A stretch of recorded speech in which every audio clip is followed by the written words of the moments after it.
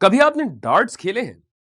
Darts में एक board होता है जो ऐसा दिखता है और आपके पास कुछ तीर होते हैं जो ऐसे दिखते हैं। अब गेम का ऑब्जेक्टिव यह होता है कि आप इन डार्ट्स को हाथ में लें एक एक करके और ऐसे फेंक दें और बोर्ड के बीच में जो ये सबसे छोटा दायरा है इसका निशाना लगाएंगे। अच्छा स्कोर हासिल करने के लिए आपको चाहिए प्रिसिशन और एक्यूरेसी। अब ये प्रिसिशन और एक्यूरेसी क्या चीजें हैं, आइए समझते हैं। इस चैप्टर में हमने एब्सोल्यूट और फ्रैक्शनल अनसर्टेनिटी के बारे में पढ़ा है।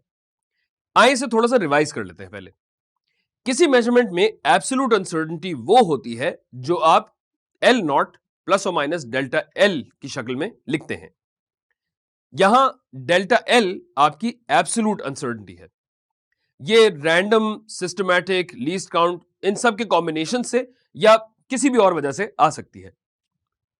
फ्रैक्शनल अनसर्टेनिटी का ताल्लुक इस बात से है कि आपकी प्रिंसिपल वैल्यू के मुकाबले में एब्सोल्यूट अनसर्टेनिटी कितनी बड़ी है या कितनी कम है। यह एब्सोल्यूट अनसर्टेनिटी और प्रिंसिपल वैल्यू का फ्रैक्शन होता है और इसी से हम निकाल सकते हैं परसेंटेज अनसर्टेनिटी। ओके, अब ये दोनों समझ में आ गए, लेकिन सवाल यह है कि इन दोनों को इस तरह बयान करने का क्या तुक है। ये एल नॉट प्लस और माइनस डेल्टा एल काफी नहीं थे? वेल, इनका फायदा होता है जब हम प्रिसिशन और एक्यूरेसी की बात करते हैं। तो आ जाए वापस डार्ट बोर्ड की तरफ चलते हैं। डार्ट बोर्ड पे मेरा निशाना बिल्कुल सेंटर वाले पॉइंट पे होता है और इस सेंटर वाले पॉइंट को हम कहते हैं बुल्सआई, बैल की आंख। फर्ज करें मैंने ये 5 डार्ट्स फेंके हैं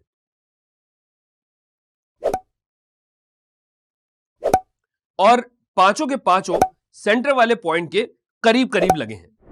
इसका मतलब क्या हुआ? मेरा निशाना प्रिसाइज भी था और एक्यूरेट भी।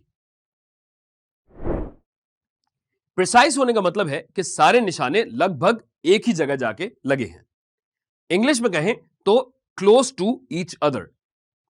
और एक्यूरेट होने का मतलब है कि जिस चीज का मैं निशाना लगा रहा था मेरे तीर वहीं जाके लगे हों। इंग्लिश में कहें तो close to the true value. आइए एक बार फिर से निशाना लगाते हैं। ये गए मेरे 5 डार्ट्स।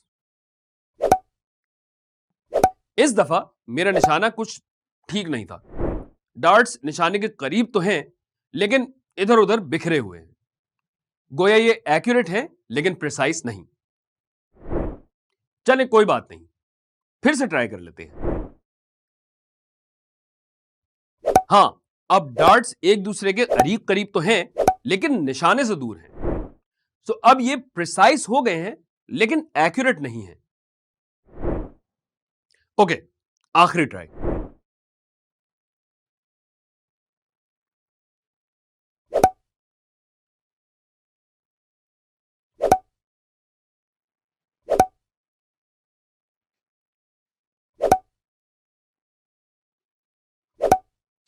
अरे यार, अब मेरा निशाना और खराब होता चला जा रहा है, पता नहीं क्यों।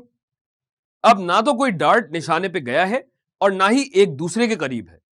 इसका मतलब यह है कि देर नाइदर प्रिसाइज नॉर एक्यूरेट। तो ये 4 केसेस आपने देखे जिससे आपको प्रिसिशन और एक्यूरेसी के दरमियान फर्क समझ में आ गया होगा। चलें, बहुत खेल हो गया, अब थोड़ी सी पढ़ाई भी कर लेते हैं। आ जाए प्रिसिशन और एक्यूरेसी को मैथमेटिकली समझ लेते हैं। किसी चीज के प्रिसाइज होने का ताल्लुक है एब्सोल्यूट अनसर्टेनिटी से।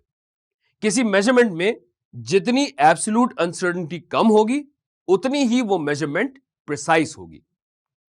और किसी चीज के एक्यूरेट होने का ताल्लुक है उसकी फ्रैक्शनल अनसर्टेनिटी से। जितनी फ्रैक्शनल अनसर्टेनिटी कम होगी उतनी ही वो मेजरमेंट एक्यूरेट होगी।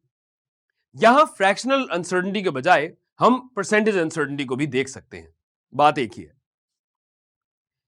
इसको चंद न्यूमेरिकल एग्जाम्पल से समझते हैं।